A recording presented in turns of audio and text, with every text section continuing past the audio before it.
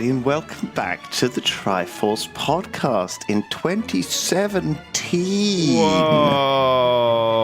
Although by the time you listen to this, it'll be 2018. Obviously, take some time. That's the goal. Probably, We're gonna. That's my New Year's resolution. Actually, Try to get these out annually. No, it's to actually get ahead on content. Wow. Because we have historically been very bad at it. You just want to shit it out fiercely so that you're way ahead of the curve. Well, it's tricky. It's tricky, but like we came back to the office yesterday with no videos recorded. Yeah. It's tricky because you feel this pressure, you feel this stress, and also it affects everything you do. You're like, oh, quick, we better record something. Oh, better do something, and it results in worse content, I think. So one of the resolutions really is to work hard to get a little bit ahead because with the office move coming up and things like that. Oh yeah, I don't want to get left. You guys have to. Don't want to get left without content for a couple of weeks. Yeah, so that's mainly because building work is going on in our building, right? Right. And it's going to be really noisy.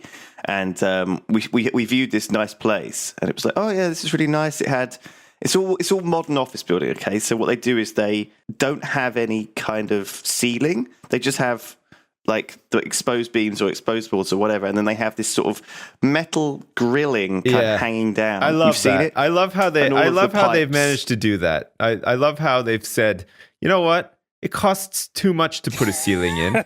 Let's not fucking put it in. But here's a good one. Let's fucking sell it as this looks modern and good. Like, isn't that a good idea?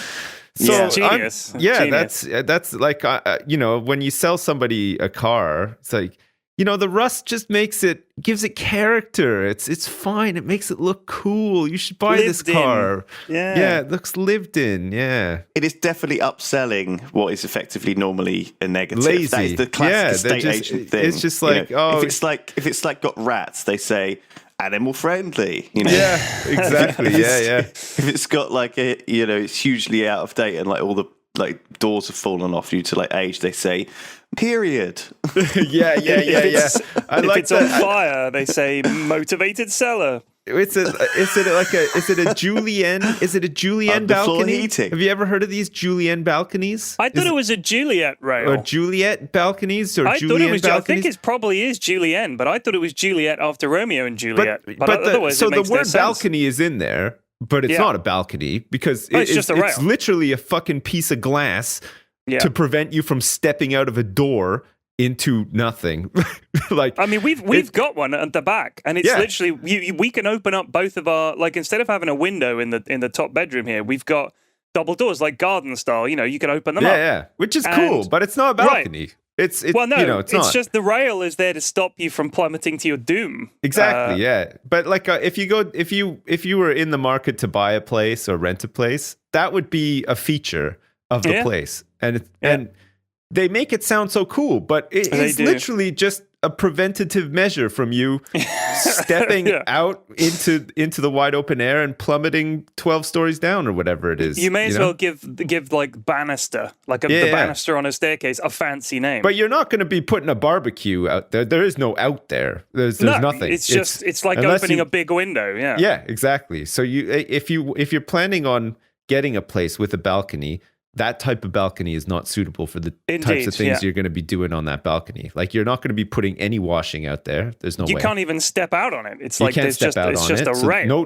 No table or chairs. You can't get like one little round table with like one chair for you to go out there and do a vape in the morning or eat an apple. It's not happening. It's going to have to happen indoors. Your morning apple whilst admiring the scenery. It's crazy, isn't it? It's really crazy. Sometimes they don't even bother putting doors onto them now, do they? They just seal them off. So it's just this scenery thing. Yeah, that's true, actually. Yeah. It's crazy. So you guys got a new office that has no ceilings. Well, we haven't got it. That's the thing. The reason we didn't go with that place is because when I talked to the builder who was still doing some work there, he said, "Oh yeah, the reason the building at the back's only a third as big as it says in the plans is because it fell down." And then I asked Jimmy. I said, "Jimmy, fucking, do you want to put a ceiling in?" Nah. I don't feel all like these new trendy types. They don't want ceilings.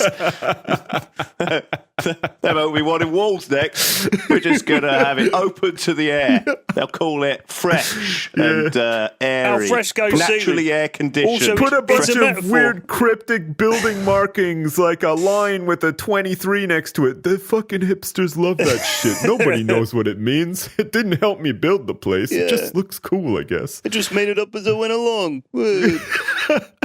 I saw it on a movie one time. I think looked kind of cool. I think that the funny thing to me is that none of these builders give a shit about any of this stuff. Like they just like when we had our builders, they were saying some people like so and so. Don't know if you want that, and like they weren't offering a suggestion. Like they weren't selling it. They were just literally like. Did you want this stupid feature that other idiots like you have had in the past? And I was like, nah, we're passing that. They're like, all right, good. Yeah. Because it's a pain in the ass, you know? Builders are funny like that, though, right? They just want to do whatever's easiest. Like, they don't want the hassle. You know, like, you're like, oh, yeah, I'd like a gigantic fountain in my backyard. And they're like... Oh, okay. Nah, mate. Nah. You haven't got fountain ground here. You got any water going back there? No? It's like, okay, well... We could We'll run a hose from your kitchen sink back there, and, you know, is it okay if just the pipe sticks up out of the ground and there's no fountain? Because that's going to be much easier. It's going to be cheaper for you as well. In fact, we'll just gaffer tape the hose to this stick in the middle of your lawn, and that's your fountain feature. Just turn it on at the tap. Easy. Yeah, we'll tape a penny to where the water comes out at the top, but it won't completely cover the hole. So it'll spray. It's gonna look amazing. You might want to shut the really windows cheap for you too. That'll be £7,000. Yeah, $7,000. We'll need an architect as well. Obviously, need an architect. Yeah. Oh, yeah, an architect for sure. And planning permission. You have to go through all of the hoops for the planning permission and stuff as well. It's fucking crazy. We had was it last year? It was the year before last. We had loads of work done on the house, and they were here for nearly 2 months. I think it was a very, very large amount of work, and it took a long time. And I mean, apart from the fact that they found all kinds of shit wrong with the house, I'm sure I've mentioned this in the past, but in the kitchen, when we had the kitchen redone, the entire ceiling of the kitchen, in other words, the bathroom floor, that has a big, heavy cast iron bath on it, was held up by a single piece of concrete, like a little nubbin of concrete. Oh, man. Because when they redid all these old houses, a lot of them, there was a fireplace and a chimney in the back in the kitchen. Obviously, you know, your kitchen fireplace, because these were built in like 1905. Yeah. And when they took out the chimney stack, they just sort of didn't put the beams into the wall. So previously, the ceiling was hinged around and hanging off that chimney stack, and they just took the chimney stack out and just sort of patched over the hole. But the beams that go across, like the supporting beams for the floor and everything, or for the ceiling and therefore the bathroom floor, just stopped. They didn't go into anything. Because previously they would have rested on the ceiling and now that on the chimney, and now that was gone, there was nothing. So he said, your whole bathroom floor could have just hinged downwards at any time. There was nothing holding it up of note, nothing at all. That's crazy, it is crazy. Isn't it? It's and nuts. They found that out. You know, I was terrified. When you watch Homes Under the Hammer and they get to the end and they're like, oh, Michael managed to do it again. He did the whole renovation for only £5,000. How did he do it? And then you see Michael's smug ass face, and then it cuts to a collapsed bathroom that was only being held up by like one little nubbin of concrete. We went for the old nubbin. Well, I guess we know ceiling. now how Michael did it. That's it. Fuck Michael, man. You know, asshole. It's always I guess that's how it happens. Then they just fucking cut massive corners to like save money and time and everything. But that's the thing is now it's way. inspectors. Now the inspectors come out, and any work that you do is inspected by the council. So like when they did the foundations for our house. When we had the conservatory was torn down and we built a new extension, like the kitchen goes out over what was the conservatory, and they had to reinforce it and all this kind of stuff. And this inspector came out and he like pokes the ground with this big stick and he's like, you're going to need some serious reinforcements here, lads. So they're like, okay. So they dug a trench. They have to call him back out. He comes out. He gets in the trench. He looks around. He goes, nope. They dig more. He comes back out. He gets in the trench. He's like, nope.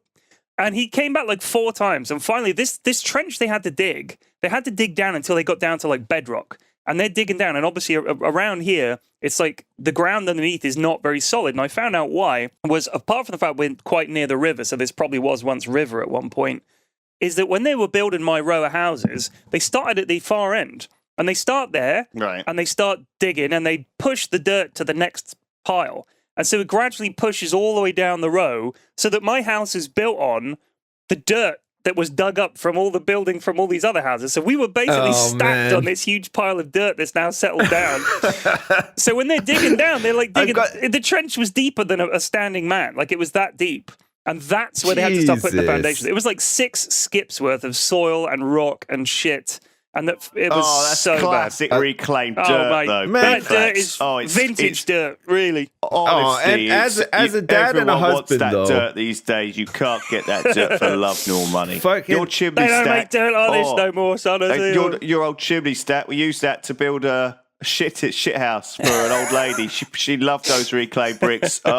She wouldn't use normal new bricks. No, she wanted old, reliable, classic, vintage, classic bricks. Vintage bricks. Proven bricks that have stood for years. Vintage rocks. Vintage rocks. They don't make rocks like this anymore. When shit like that happens, though, like as a dad and as a father, when somebody comes by and they dig a trench and you're like, now, listen, this guy's going to come over. He just needs to do a quick inspection to make sure it's okay. And then your wife is like, okay, cool. And your kids are like, yeah, all right. Can I play in the backyard after? Yeah, of course you can. It's going to be 2 seconds. And then this guy turns up and he's like, no. And then he has to dig a huge trench in your backyard. And your wife's like, I thought he was just coming for an inspection. Why is there a big trench in the backyard? Dad, why is my swing set broken? Why is there a big trench? Hey, he's just doing an inspection. He's got to dig a trench. And then he's got to dig it more and more and more. And then everything escalates. It's the worst. Like, these people don't realize how much of an impact this shit has, like, on you as a guy who's just trying to keep things in line, hassle-free. It's true. This guy, you've got a lot of explaining to do. Why is there a trench in the backyard? Why are there 20 guys digging a trench in the backyard? Why is it taking them so long? The kids want to go on the swing set. Where's the swing set? Oh, no, it's fine.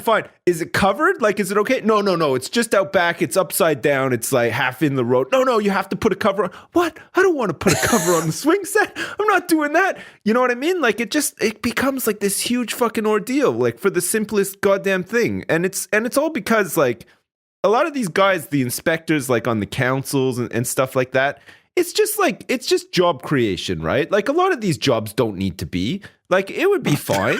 It would be fine to just... It would be totally fine to have your bathroom, like, just hinged on a little piece of concrete. Like, first of all, I like the way at the start of this conversation you said, as a father and a husband, which has excluded Lewis instantly from the conversation, which I thought was very cruel. I couldn't think of that. I was just listening to this, and all I heard was, many of these jobs don't need to be. That was such a zen phrase. I just loved it. It was like, true though. I think some of these. We started this by pointing out the state of my bathroom floor was exactly because we don't have these inspectors, and the bathroom floor could have hinged away at any moment. And you're just like, we don't need these inspectors. We clearly do. We do. I know. Maybe it's a bad example, but there's a lot of jobs where it's just like, come on. That the sole reason they exist is just to provide me more hassle that I don't need. Okay, I already get a lot of hassle in my life. I don't need more. Like, I don't fucking want more. Please go find like a better job somewhere that doesn't involve hassling me. Get a good, for Christ's sake, non-bothering job, you bum. Stop bothering me. Oh, it's true though. But yeah, I guess inspectors are kind of important. So inspectors aren't going into room 101 then? Is that what we're saying? That's what we're saying. We need them. Right, Without them, we have a lot of problems. I saw sorry, Lewis. We've hardly let Lewis talk. Please do say something. No, go for it. I'm loving this. Okay. I'm just going to have to make notes about all the things I want to talk about. That's okay. Right. I'll come back to you. Okay.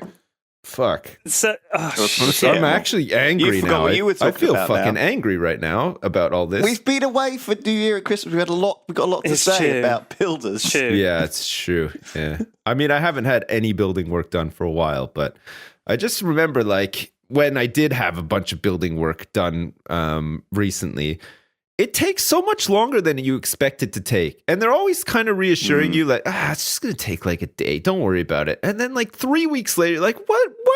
You said it was one day. Like, how is that transformed into 3 weeks? And, they just turn up whenever. You expect them to like turn up at normal times, like, working hours or whatever. Fuck, they turn up at like 4 p.m. sometimes. Is it okay if we work tonight? No, like, but people need to sleep and stuff. Don't work tonight. You got bad builders, dude. Mine were great. Come at a normal time. Fuck, it's crazy. Mine did this thing that builders do now, which is quite a modern thing, I think, which is where they bring their own toilet with them. Like, they have a little portaloo out in the garden instead of stamping and shitting all over your toilet.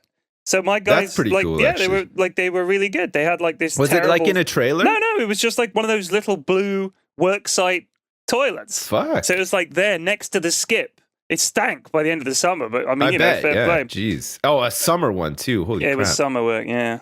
So it wasn't too bad. I mean, it did mean that if it had rained while the work was being done, that trench would have filled up like a fucking moat around the back of my house. So I'm kind of glad it didn't. Kids would have loved that, though. Oh, they loved them. They loved the builders. They were obsessed with the builders. They love a portable toilet. You can make the whole place into a castle. It's true. And with a toilet. This castle has a toilet, Daddy. Get out of there. Get out. Before we moved into our house, they had this. So the inspector came by, right? Like the surveyor guy came over, took a look around, and he was like, "Yeah, everything looks fine except for It looks like there's some asbestos in your, like, underneath your stairs." Yeah. And we're like, "Oh, okay. Like, that's kind of fucking weird, but okay, sure." And he's like, "Yeah, it looks like there's this big fireproof panel right underneath the staircase, but it's probably got some asbestos in it, and you probably need to get it removed. It's like probably pretty old." I was like, "All right, sure." So we had to phone up these guys, these like expert removal guys or whatever. And so they turn up and they had to like create an airlock around underneath the stairs. Yeah, it's really hard work. Yeah, so that like the fibers don't go into the air and stuff. But they actually brought with them a trailer, which was like a shower unit, and a toilet. So like they just turned up with this pickup truck and with this trailer so that the guys could go in and just like have a shower after they'd done like all this removal and stuff. Are you it's, like, sure pretty they weren't dangerous, I guess. just travelers and that was their house? I thought maybe they were at first, but that once they put on like the gas masks and they had like the jumpsuits and this airlock and everything, and it was pretty cool. And then they just went out and had a shower like in my driveway in this trailer after. Just see them coming out. Asbestos off them. Yeah, I guess so. Yeah, it was really weird, but I never knew that existed. Like, yeah, it's pretty cool. If you didn't want to have an RV and you just wanted to have like, a Ford Fiesta that you just traveled around in, you could just tow around a trailer that had a shower and a toilet in it. What are you going to sleep your own in? personal one. Just in the car. Gross. Just recline all the way back. Right, kids, we're going on holiday. Not the Fiesta. Yeah, don't worry. It's got a bathroom and a shower, kids. It's much cheaper. We'll get the shower and toilet in the trailer. We'll be good. We'll be fine. Stop kicking me. Oh, fuck. Asbestos is like super interesting, actually. I was reading about it. It's like mined like it's a rock. Okay. It's mined like a rock. Yeah. I think the original anecdote I remember about it was that I think Marco Polo had a dressing gown or a robe made out of it, or a cloth made out of it. Jesus. Right. And in order to clean it, he would throw it in a fire. Right. So because it won't burn, it would just burn off all of the stains. So he would like get it really dirty, covered in like tomato sauce or whatever they were eating back then. And then it's like a party piece. He'd just chuck it in the fire. It's got ketchup all over it. It's got hamburger grease all over his shirt. Just put it back on. I like that. That's some Lord of the Rings shit. That's really cool, actually. It took a good amount of time for us to realise it was super dangerous, pretty bad for your lungs. Yeah, well, I mean, if you don't disturb it, it's really good at what it does, right? Because it is. I mean, it's incredible. Yeah, I think actually it's most of the people who end up getting problems with asbestos are people who've worked with it for a long time in the mining and are regularly breathing the dust. And the reason I think it's a problem is because it's that the crystals are sort of microfibrous in the same way that carbon nanotubes are. Right. And so there's this worry that carbon nanotubes will be similar to asbestos. What's in a the way carbon that they, nanotube? Because it sounds like the future. I've never heard of it. Yeah. Well, it's this material made of graphene, which is graphene. Yeah, I know about graphene. yeah, graphene like rolled up into tubes like a newspaper. Yeah. What's the point of it? Well, if theoretically, if you could find a way to make it very reliably, Is it phallic would in be shape and nature? a super material, much like carbon obviously is graphite or diamond, for example. Diamond is a form of graphite. Carbon nanotubes are a form of graphite that are very, very strong. Stronger than any material that we have now. So it's potential. Stronger than Wolverine's claws? Well, it depends what you mean by strong. I mean stronger than Wolverine's claws. It's a simple Yeah, question. well, It's a simple and question. his exoskeleton as well. It's pretty strong too. Well, there's a difference between hardness and tensile strength. You're and nerd shit. Let's move on. Yeah. So anyway, I'm apparently really kidding. it's one of those materials, one of these super materials that is very expensive to make, but potentially could be used to make things like a space elevator. Ooh. But at the same time, it is like asbestos, effectively. It will cause these lung problems if you have, long exposure to it. So, it's a little bit like those little micro beads that people put into shampoos that are trying to get banned. Apparently, man. they're Are they pretty bad bad for for you? the environment. Not They're bad for the environment. the ones that They're are in very the bad shampoo, for- or the ones that are in like are you talking about the those like the little like grains of sand that are in like that shower gel sometimes? No, it's like the- when you look at it, it's like tiny, tiny balls, and they're meant to be like full of shit. Like there's conditioner or some shit in them. I don't know why they can't just mix it in it because it looks pretty, I guess.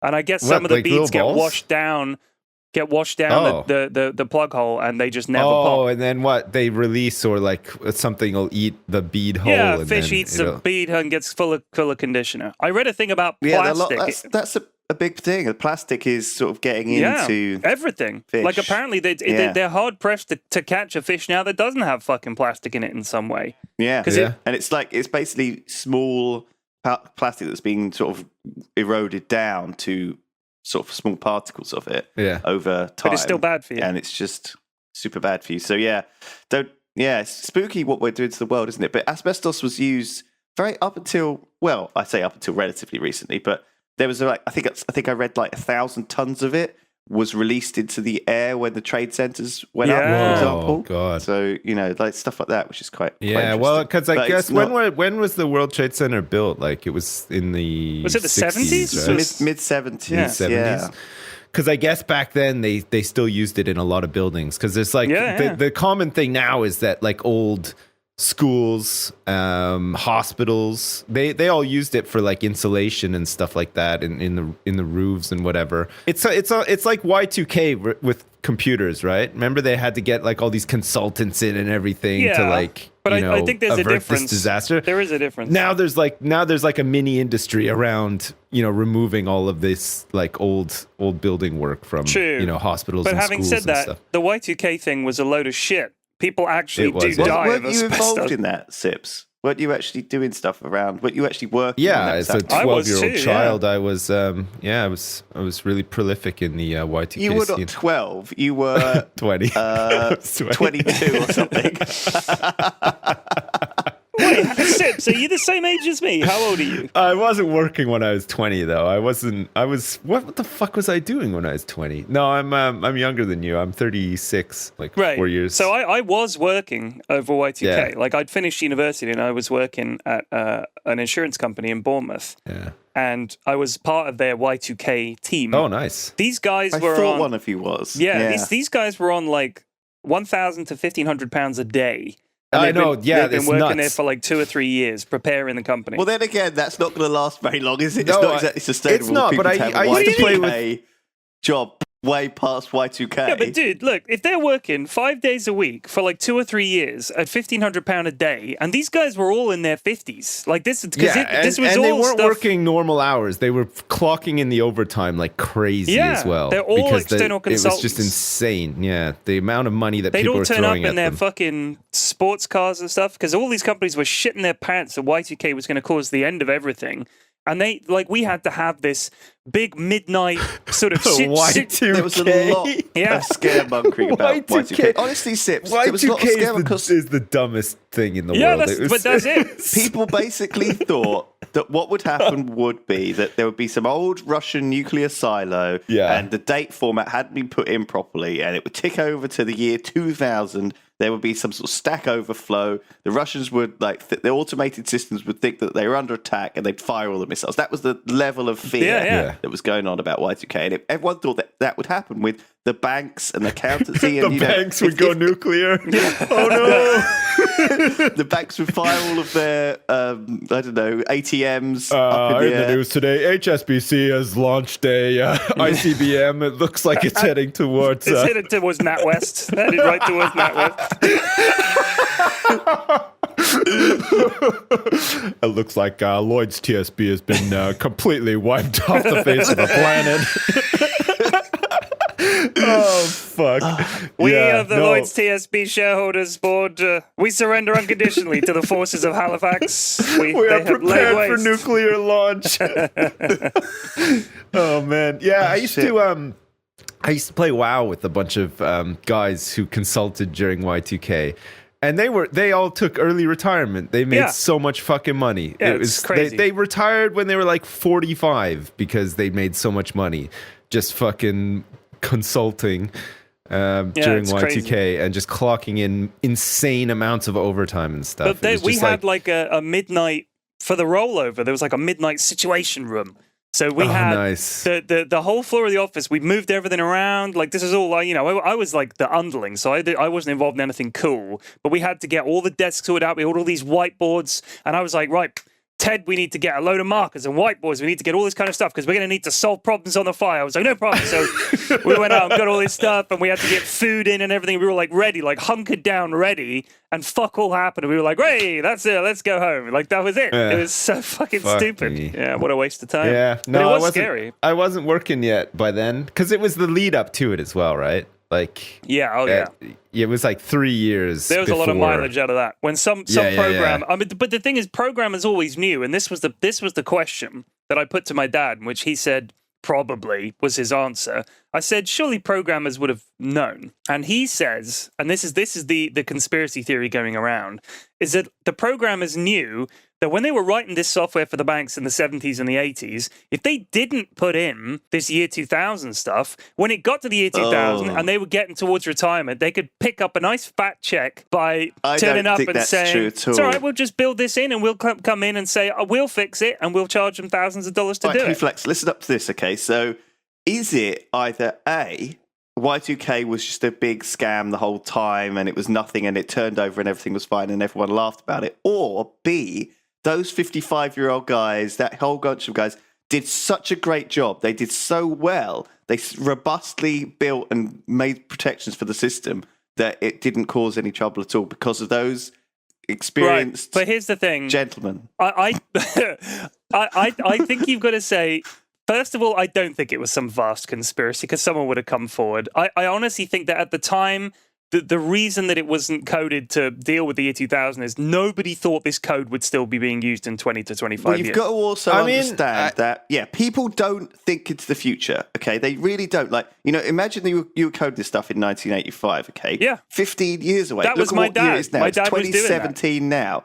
Yeah. Imagine what you'd be doing in 2032. Jeez, it sounds like so fucking far away. You wouldn't think that there would be a problem related to that year. But it's think, like, So I've debugged programs before that were written in 1985 for a bank on a mainframe. I did this kind of recently, like within the last 10 years or so. Programs that were written in like 1985 when I was 5 years old are still being used every day in massive batch processes by banks, like overnight and stuff like that. I mean, I've looked at like hundreds of programs I've had to go through, and I've had to localize programs and debug them when they're not working and stuff like that. Like all old shit that just stopped working for some reason, or something new that's gone in isn't interacting well with it or whatever. But at that level, at like that program level, they're not. There's nothing that's like dealing directly with dates. Like all that stuff is going to be derived from like the system, like the operating system. You know, like the bank I used to work at used to use a mainframe called the AS400, which is like the old ass IBM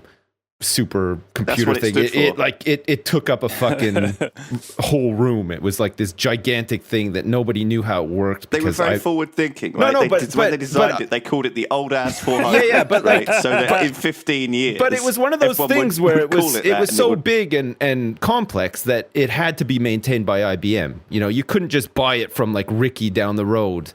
Ricky's got an AS400. Ricky, give me a mainframe. I need one for this new bank I'm starting up. All right. You know, so IBM had to maintain this thing. Like anytime anything went wrong, if there was hardware trouble, IBM had to come in and do it.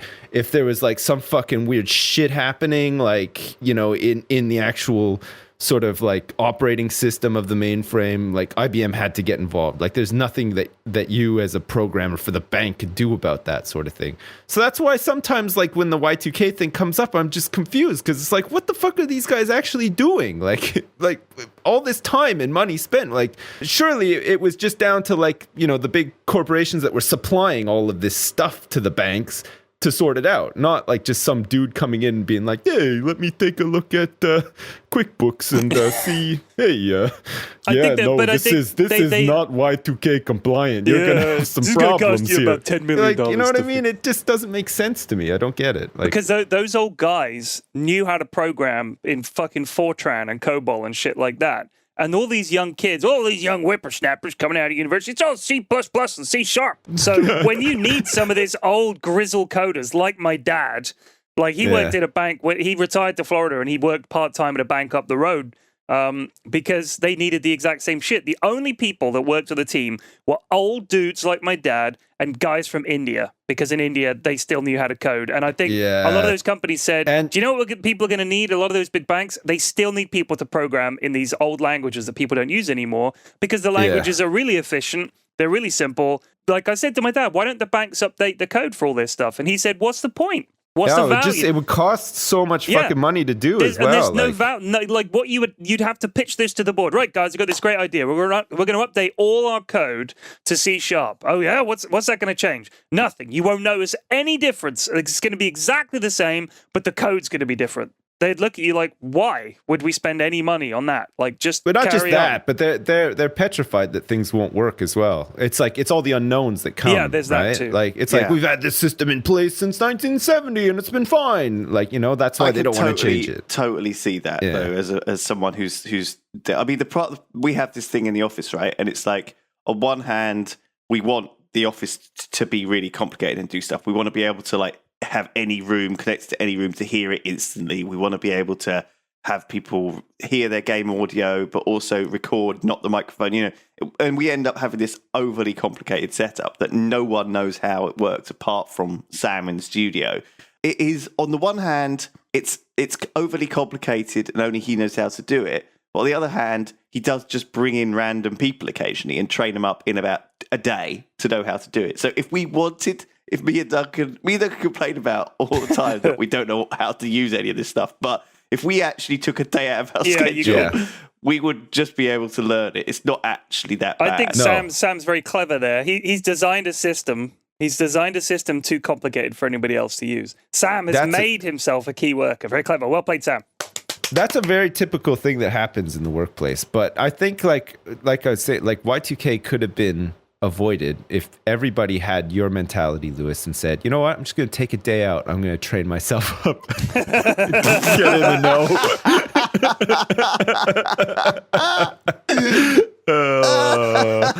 I'm just gonna figure it all out in a day, and you know what? We're not gonna have problems. Necessarily applies. It was tricky. Google didn't exist back in 2000. I don't think so. We're still using Alta Vista. Remember Alta Vista? Alta Vista. Yeah. Oh, sorry. That does not apply, does it? Do you know, broadly? Before Google, what the fuck? You know, like when I went to college, I took computer programming, and Google was just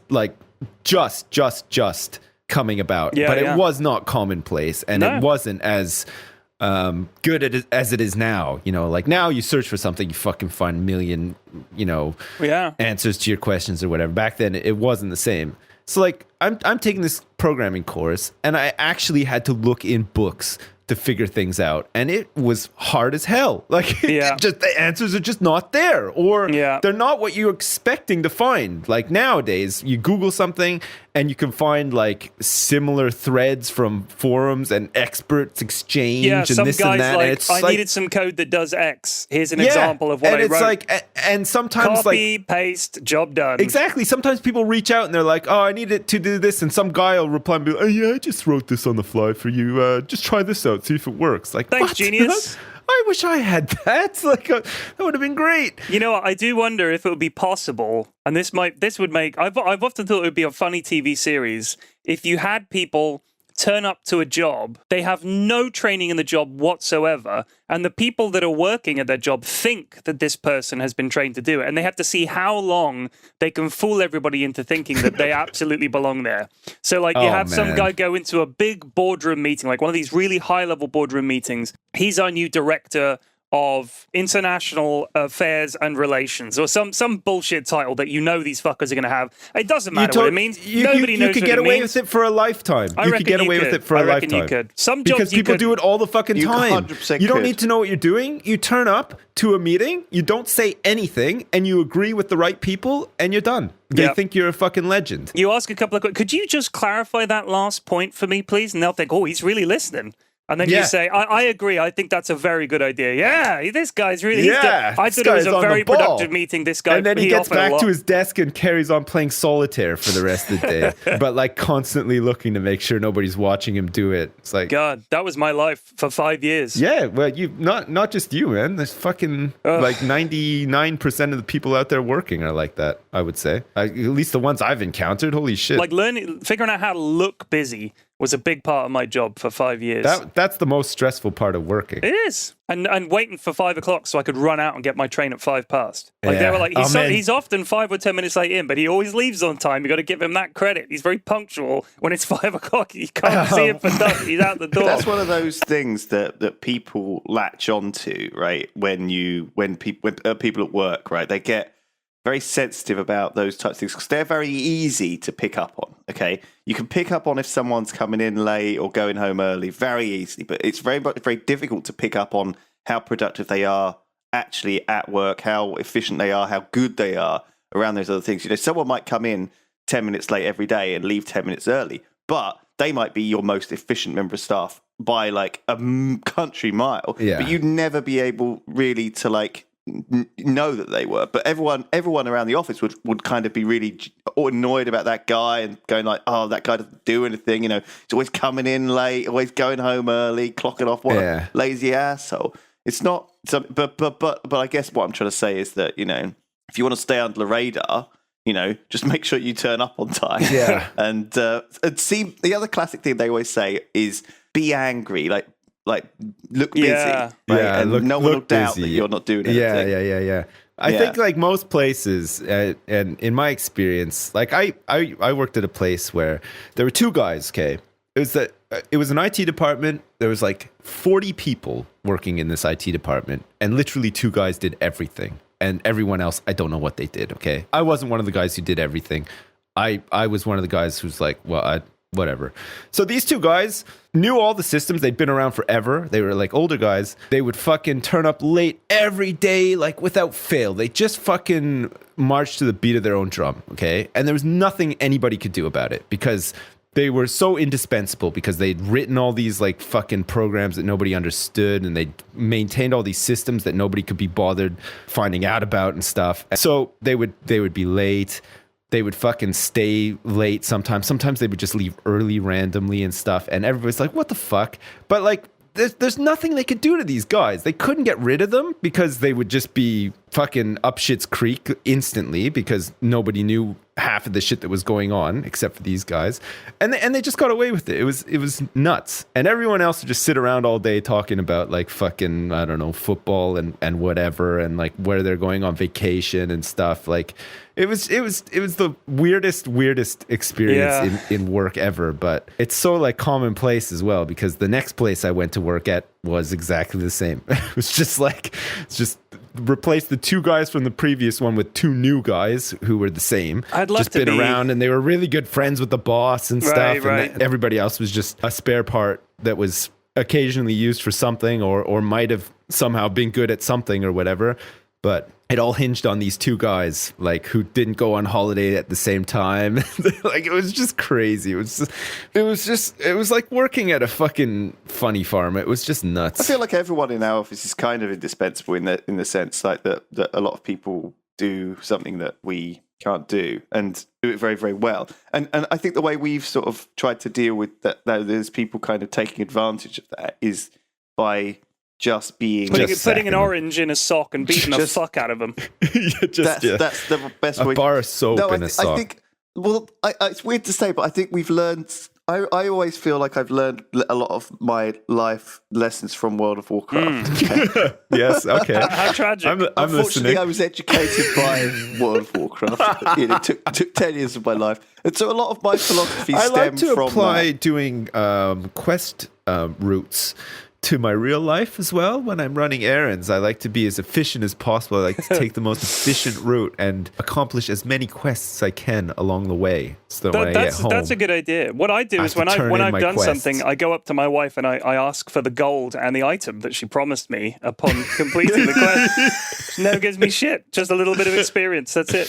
What a waste of time. I genuinely think that's something that I find satisfaction in, by the way, Sips, that little thing where you're like, let's get as many things done as possible. I'm going to take the car out, so I'm going to get this done and this done and this done. And then when I come home, I have this car. You'd be a great I did 3 quests at once. You'd be a great dad, because every dad sets out to do that, and it never works out that way. And that is the life of a dad. It's just like, you mean I'm going to be ultra efficient today. I'm going to do these 3 things, and then you end up doing like 7 things, and those 7 things are not the 3 things that you set out to do, and the order is totally reversed, and there's a lot of and you have to return the next in day between to exactly as well. the same place to kill those skeletons again. Exactly. Exactly. But replace skeletons with supermarket and skeleton bones with nappies. So what other life lessons has World of Warcraft taught you then? Well, I think the good one that I learned was that when this was something I learned through raiding. Okay, so when you raid with people, it was very addictive in a sense, but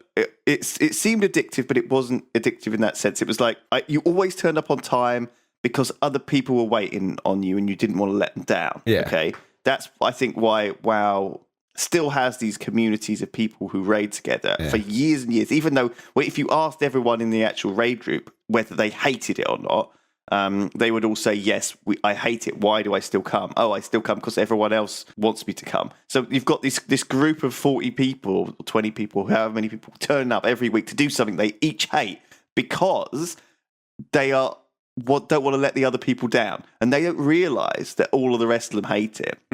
It's this weird thing, okay? So I think that kind of philosophy of not wanting to let people down is actually a much more of a big motivator for me to get out of bed in the morning. If I had to come in the morning and do some work on my own, I'd be like, I'll just stay in bed. I don't want to do anything worthwhile. I just don't want to let anyone down. But that's it, right? So I will come in and every morning and do stuff because I feel like, I don't want to let Duncan down, I don't want to let, Terps down, I don't want to let any of the people down that I've promised that I'll turn up for this thing. And usually I have to be very conscious in that I'm not hating those things too, right? And sometimes it's a bit strange because sometimes you could do anything with friends and it's fun. There's a t-shirt. Sometimes, I like that. You can do anything with friends, and on the back it says, and it's fun. I like that. That's a real feel-good t-shirt. That's like an old wise man saying maybe, but I think that's somewhat true, I think that it doesn't matter how crappy the game is you're playing. Like how much do we hate Dota like after a while, but we still enjoy it because we're there like shooting shit with friends. Dude, I played last night, Pudge Techies in lane, me and Munticus. It was one of the best games I played in ages.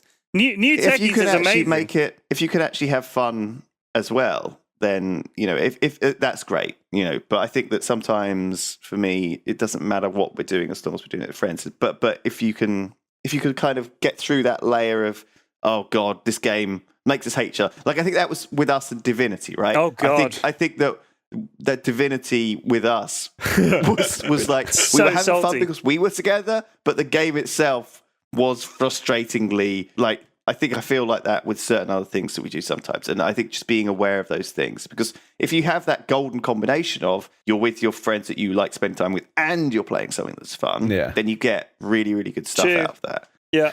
My problem is I don't like anyone and I hate fun, so I'm stuck. It's finding that magical combination. Like I think when we did the live streams over Christmas, a lot of that happened, right? Like there were these, like when you did the Star Wars D&D, I think you really, really enjoyed that. That was great, And everyone like totally raved about it. And we did a D&D, Star Wars D&D as well, with a completely different group of people. Yeah. And it was completely different to yours, but we had a great time. Yeah. You know. And then when Sips came down and we played Stellaris, the game was pretty boring. I think we got bored of it, and as a result, it didn't have that same joyous energy to it. You know. Well, yeah. I think everyone else enjoyed themselves, but I think it was just you, really. You got bored. Were you in a shitty part of the galaxy? You guys had a shit area? Well, it was just not the right choice of game, really. I think sometimes you have to feel that you're able to, you know, no one wants to do something that they feel like they're shit at. Like in a Dota game, imagine you try and like jungle on a character that doesn't jungle because you don't know what you're doing, you know, and they just have a horrible 45 minutes. You know, I still enjoy myself. I just like hitting creeps. Yeah. I think it's not as good as it's the little things. I played last night and I played as Nature's Prophet and I did nothing. All I did was ult. That was how I got like 18 assists just by using my ult. I didn't kill a single hero in the entire game. I went 0-3-18. All I did was shoot. I just killed creeps. I killed 500 creeps. Took 50 minutes. I contributed so little to helping my team other than just killing creeps. That's it. It's like a single player game. I think maybe Dota is safe now to you though, right? It's like a safe option. Like sometimes if you're trying something new, like a new game that might not work, it's not always going to guarantee. Yeah. I think that's why when we pick stuff for the Christmas month, we try and pick things that we know are safe, right? Like we know OpenTTD, mucking around in that for 2 hours is going to be safe. We know that certain things are going to be safe. And when we try stuff that is new, like multiplayer Stellaris, it's not guaranteed to be safe. It might be amazing. It might be fun. Everyone might get into it, but there's a chance that it will sort of not be as good.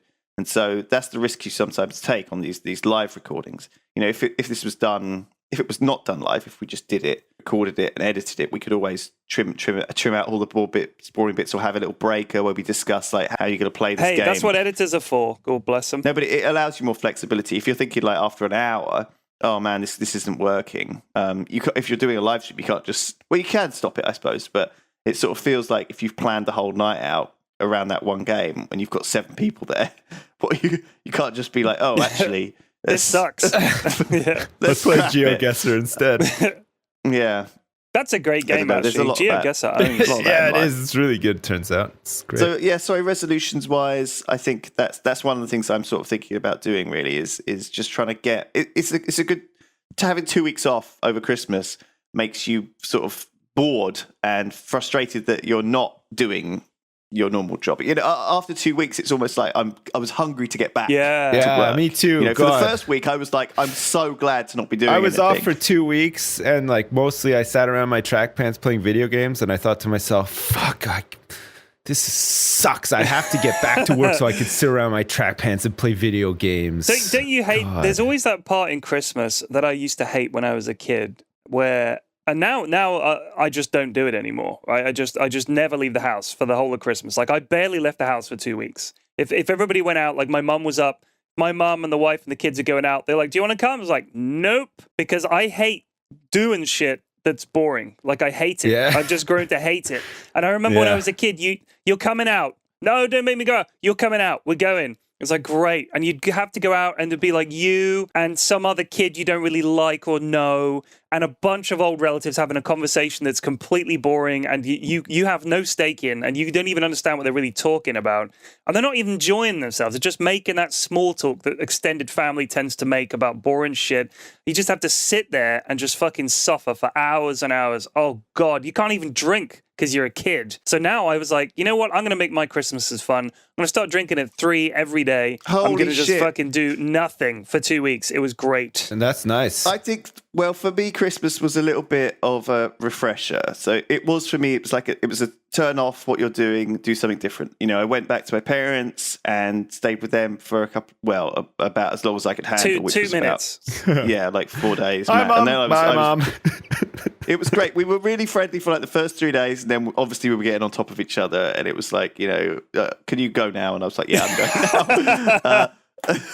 And so, but I got back home, and they immediately were like, okay, you're here. But and they have their own life, right? And you have to fit into their life in a sense. And so they're like, well, you're here. It's nice to have you, but we're going to go and we have to go and do this thing. So do you want to come? And I was like, I guess. And so basically what they had to do was they do this thing in Ongar, Chipping Ongar, which is my town, my hometown. It's called swinging, and I wasn't too sold on the concept at first. Initially, I thought it was a good idea. I had sex with an old woman randomly. It was really turned me into it. It really turned me into a swinger. That was it for me. I was hooked. It's me and swinging now. It was replacing these big potted plants. So imagine a classic pirate barrel. Okay, imagine you cut it in half and then just fill it full of plants. Okay, and you just you leave them around town as decoration. Okay, so someone did that about 25 years ago, probably, or maybe less than that. And these barrels had completely like rotted and rusted to the point that they were just falling apart. Okay, right. My parents were like, "We're going to go and we bought 2 new. We didn't buy them. The council paid donations. Local people bought 2 more of them. Load of plants. We're going to go and replace them. It'll look nice." Okay, so we go there, and the first thing to do is to remove the old barrels, right? But whoever had put them down was obviously this local old chap who was convinced that they would be stolen. Okay, by the local youths or whatever. By Wolverines. And so he had chained them with these incredibly strong chains to the wall of the church. And the chains were just not coming off. Okay, so my dad had brought his little dad toolkit with him. Okay, just in case we ran into any problems. This is a very dad thing to do. Well, at least for my dad, it's like, we're going to replace 2 pot plants. How difficult can that be? Well, just in case, I'm going to bring a hammer, a saw, all this other stuff with him. So we had this whole toolkit, and very, very quickly realized that these chains were not coming off. So I had to use this hacksaw to saw through the metal chains, which I've never done anything like that in my life. Yeah. So I'm there like hacking away, cutting through these chains. I feel like I'm breaking into a sort of prison compound, kind of thing. Yeah. Or like hacking my way out of prison. I'm in like Skyrim in my head, right. And so you cut through all these chains, and then when we start trying to move these barrels, and we find that a second protective measure this old man has done is basically fill the bottom half of these barrels with bricks. So they're like just impossibly heavy to move anywhere. So even if some local youth had decided to steal a barrel full of plants, okay, he first of all would have had to deal with 2 double thick chains, and then second, the bricks just filling it up. I mean, it blows my goddamn mind, Holy really. Shit, man. The paranoia of old blokes. God. Anyway, we finally got it done, and it was like it was dark by the time we finished, and it was nice. It was refreshing. It was something different, and everyone does different stuff. It's good to meet other people and just experience life through their eyes for a day. Gives you perspective. You guys listening out Man, there. I don't need perspective. You know what? You know what I did this Christmas, similar to Pyrian? Go on. If we had to go somewhere boring that I didn't want to go, I just took my iPad with me and I fucking sat somewhere and played Plants vs. Zombies 2 like the whole time. Is it as good as the first one? It's all right. The first one was so great. God, I love the first one. It's similar to the first one. But there's just more to it. But it's all right. But you do this, Sips. You do take holidays, right? You did take a little holiday over Christmas, didn't you? Yeah. You went to Centre Parks or wherever, or the zoo or whatever, and had it. You went out of you experienced something that was outside of your... Not willingly. Like, going on vacation with kids is not having a vacation. Yeah, there's no fun there. It's more work than being at home. And you get back super tired. I don't care whether it's not. I don't care about that. I think it's it's good for your soul and your brain to experience that different from your normal routine. It's refreshing. It's different. It doesn't have to be good. It can be good. Sure, the idea is for it to be good, but you shouldn't go somewhere that's deliberately bad either. I'm not suggesting you go and like torture yourself for a week. But some people would like doing that, you know. Man, go on a vacation with kids, 2 kids, and fucking submit your trip report when you're back. Let me know how you feel about that. I mean, I'm just saying that, you know, it's better to do it than not to. You know, I think you can get sort of stuck in this sort of quite frustrating, isolating, echo chamber-y place on your own if you're just sat there doing nothing. You know, and if your only escape is get drunk, Miriam. You what do you go mean on only holiday a lot. escape? Honestly, I didn't say my only escape. That's not like the only thing I've got dude going on plays in my a lot life. of Dota as well. Jeez. I do. I have lots of good honestly, things going on in my life. You have had plenty of refreshing things. You know, you went to Boston for the Dota 2 that major. was work, dude. That was hard work. Yeah, but it's a complete change to your normal routine of get up, be a dad, sit in front of the computer playing Dota all day, go to bed. You're really selling me down here, buddy. That is your analysis of people is really weird, Lewis. Are you saying that you would prefer not to have done that? Who told you that? Are you saying no, that? I didn't realize that was the conversation. I'm loving life. I'm just saying that everybody needs a break. Even billionaires get bored of it occasionally, I bet. And they're like, shit, I need a change. Like you know, we're not meant to live in like one life place. Stinks. We're meant Mel to Brooks. roam the savannah looking for the next kill, you know, living life on the edge. Mel Brooks got sick of being rich, and he became impoverished in Life Stinks. Remember that movie? I do. That was a really good that one. movie. That was a really good one. Yeah. I think there's a good lesson there, and that's that. You know, if you keep doing the same shit over and over, you get complacent. You don't enjoy it much anymore. You got to change it up sometimes. Yep. Even if I mean, my life at the moment is I'm really enjoying it. It's I'm very happy. It's going great. But you know, you still need a change occasionally, and sometimes you just don't feel like doing anything. And that's that. Absolutely. So, what are your New Year's resolutions, guys? What are you planning this year? What do you want to change, if anything? If you're happy, nothing, then man. Obviously, you What's don't need the point? to worry. The New Year's resolutions lasts for like 2 weeks. Like most people are like, I'm gonna get more organized, and they go and buy like a bunch of plastic bins from B&Q or whatever. Like, go to B&Q today, Lewis, and see what they have on sale. I do have one. From floor to ceiling will be plastic containers bins. and exercise equipment, because that's all that fucking people do after New Year's. Here's my plan. I gotta get my life back on track for 2 weeks, and then they just go back to being... My plan is I'm going to rearrange my office. That's it. My office is getting rearranged. I'm actually going to tidy it up, and I'm going to put shit on the walls, and I'm going to have shelves and organize my stuff, because it's just a dumping ground. And I live in this room, damn it. It needs to be more than that. So that's my New Year's resolution, is to deliver for you, the viewing public, a nicer room. That's nicer room. That's you gonna decorate it? Make it look less like a for that Eastern 5 European pixels in the corner of your stream. Nursing home. That's it. Yeah. Now, because people say it looks like a hospital bed, so I'm going to move it. It does. Yeah, a little bit. Yeah, it's very clinical. I think it's like it gives character though. Like, yeah, but it's just a bed, and gives I normally you a bit just of mystery. dump laundry on it. Is this guy broadcasting from an insane asylum? Fuck. This is interesting. Wow, this guy's nuts. I'll watch this guy. Holy shit. They actually let him stream from there? Wow. New Year's resolutions are a good thing, though, right? They're a very good thing. They do have a measurable effect. They're not, man. They're not a good thing. 2 weeks. Yeah. What do you mean? 2 a New weeks Year's resolution is lot. just a fucking marketing con, Yeah. like the no ceilings in your office. It is. It totally fucking is. It's a way for them to sell shit that they couldn't sell before Christmas. Bingo. What you think that New Year's resolutions are just a marketing gimmick to get people to buy exercise People don't bikes? work like that. People do not work like that.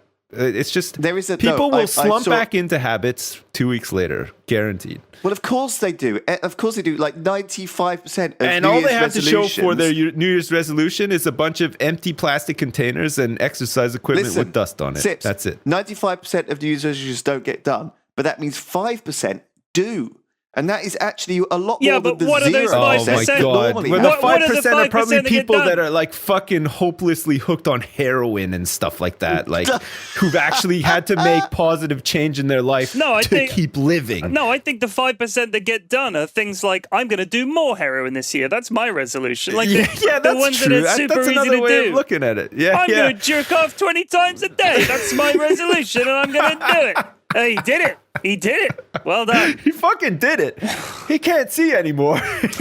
but by God, he did it. He did it. Oh. No, it's a joke, man. Like, New Year's resolutions, I never fucking bother. I have no plans for the new year. I'm just going to do the same shit I always do because that's exactly what's going to happen. It works. Have you not had it like during the break, had a think about, changes you might want to make or like, No. I just fucking do it when the time is right, man. Like, do I feel like doing this now? No. Will I do it in like 2 weeks' time? Probably. Or like, when the situation becomes desperate. I don't need a fucking New Year's resolution for that. I know it's going to happen at some point. Jeez. If something important is coming up, then my wife will remind me. Don't forget. Exactly. Blah, blah, blah. And I'm like, oh, shit, yeah. Oh, shit, yeah, I forgot. Were you listening when I told you about this thing? Yeah. But shit, yeah, of so course much I was. to do. I was just testing to make sure you remembered. the classic? Yeah. Oh, you two are the worst. No, oh my what God. are you talking about, man? We're living we're living the a good two life. chillest guys you know. Yeah. Hey, you are. who wants to hear What? Bodega Part Nueve? Oh man, Oh, cool. I do actually. If you don't want cool. if you don't want to, that's fine. But if you'd like to, Is it a New Year's special? Is it Christmas special? no, it's not. Is It's it- not themed in any way. Fuck, Does- I do want to say. Does Bodega have any New Year's resolutions himself? Fuck no, dude. No. I'm a little bit sick of the Sherlock and Doctor Who and all these things being done as like Christmas sort of specials now. I'm a little bit. Yeah, it sucks. Hey it is a man, two bit people shit. died in EastEnders over the Christmas break as well. Did you hear about Was that? Phil Mitchell one of them? No, he's Oh, due man. to die soon apparently, but no. Ronnie and Roxy Mitchell died. They drowned Wow. in a hotel pool. Oh my god. know. I remember Roxy Mitchell. That name rings a bell. Let me Google it. Yeah, Roxy Mitchell and her sister Ronnie I haven't watched. both died. Oh, that she died, ever. huh? Yeah, fucking crazy, eh? Like, I don't know. Sometimes when people die in a soap, though, you think like, I wonder if they just like got on the bad side of like the writers or the producer or whatever, Because like to die, No, you're never I think, do you know coming what back. it is? I think it's the Game of Thrones effect. Okay, that everyone's thinking, why is Game of Thrones successful? They kill a lot of people. Yeah. We need to kill more people. Who are we going to kill? I mean, who can we kill? EastEnders are pretty consistent for killing somebody every Christmas, but 2 people this Christmas. 2 people, yeah, it's a pretty big one, yeah. Yeah. Usually there's some big blowout, some big life-changing blowout. Somebody gets sent to jail or somebody dies or fucking, some shit like that. It's usually explosively big, not just like, somebody's come back, after 20 years or whatever. That's usually not like enough. It's got to be big. They have to keep upping themselves though too, right? They have to be like, okay, this has to be more explosive than last time. We have to kill more people. It has to be more dramatic. It's like Game of Thrones, right? They have to every season they have to up the body count. So they're like, We've detected a nuclear warhead underneath Walford. Where do we go?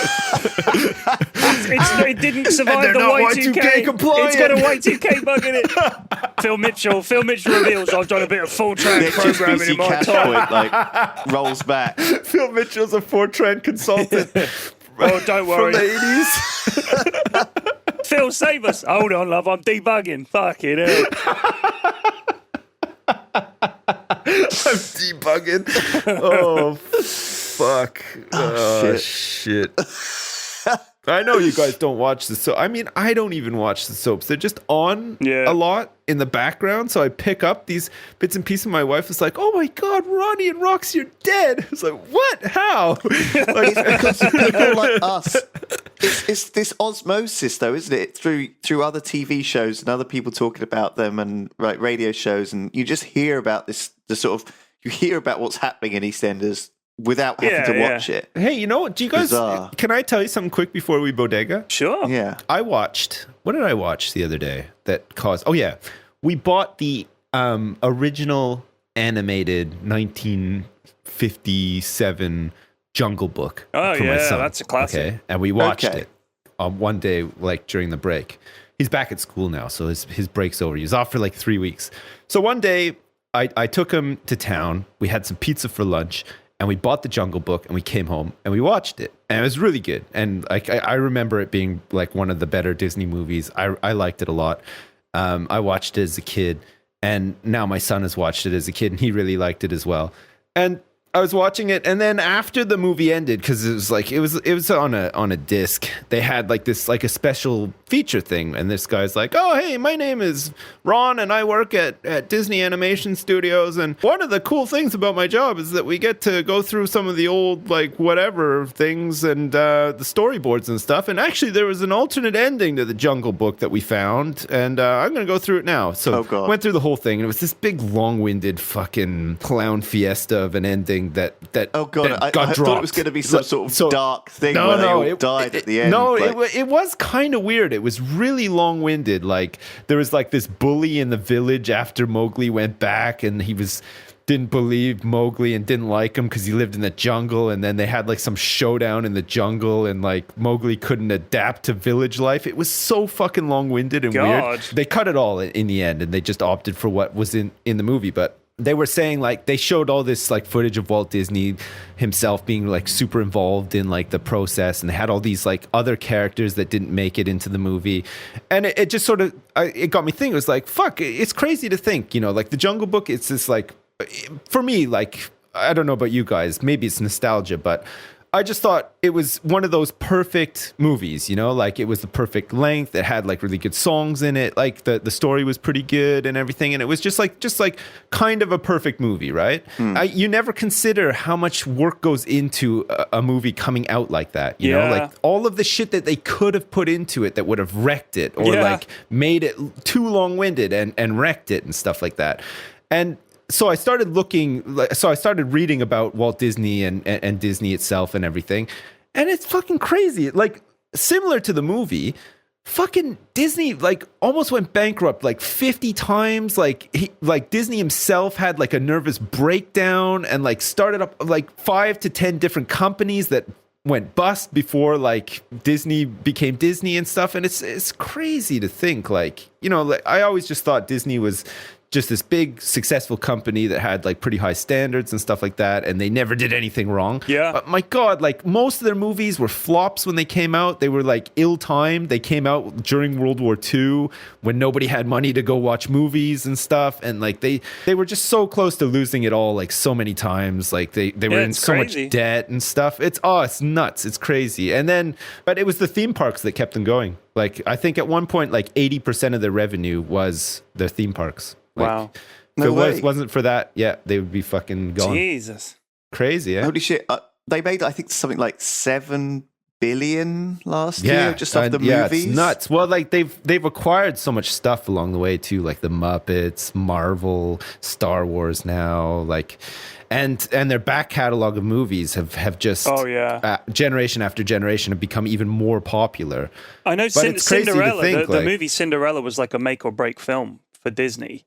Like, that was like the film that like they'd messed around with stuff before, but when Cinderella came out, it was such a huge hit that it literally turned the whole fucking. But I think around. after Cinderella, for like years and years, they didn't make any animated feature length movies, and it wasn't until '89 The Little Mermaid was like they came back and made an animated film again. But from like, for the longest time, they just had like live action movies and stuff that like did okay. Yeah, they were fucking awful. Yeah. But like The Little Mermaid was released, and that was the start. It was like Little Mermaid, Aladdin, The Lion King, and then Beauty and the Beast, like year after year for 4 years. And they were just like sensational. Like, do you remember there was a period when Disney movies, they all had, what's her name? The woman in Silence of the Lambs. What's that actress's name? Oh, Jodie Foster? Yeah, they were like, Jodie Foster was in a bunch of the shit. It was all like, they were all like these sort of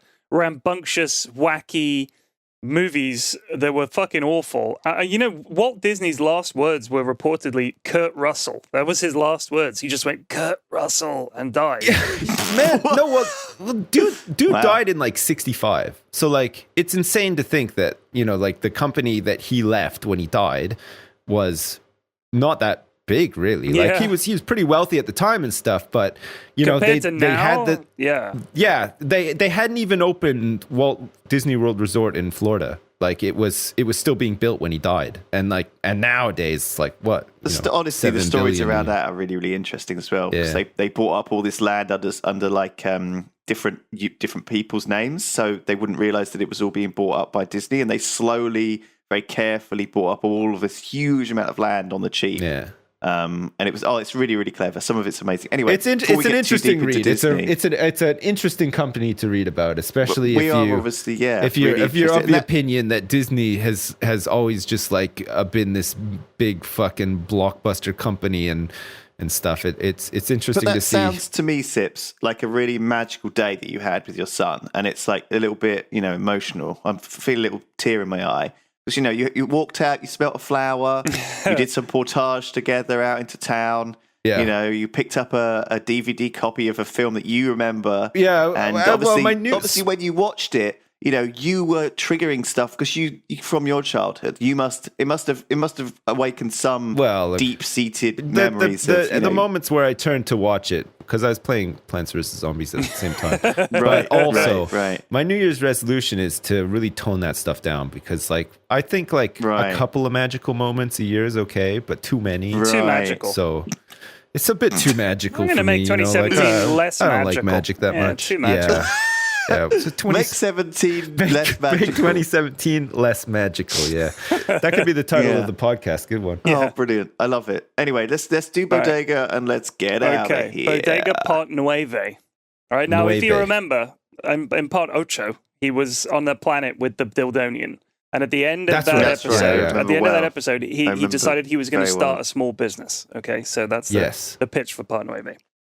A small red light blinked on, and the intercom atop the desk... Wait, hang on. You got to do the intro, though. You got to go, Bodega. Sorry. Bodega, Part Nueve. A small red light blinked on, and the intercom atop the desk of Sheila Bam barked, "Forms! Infernal thing! What in the crackle? Flarf!"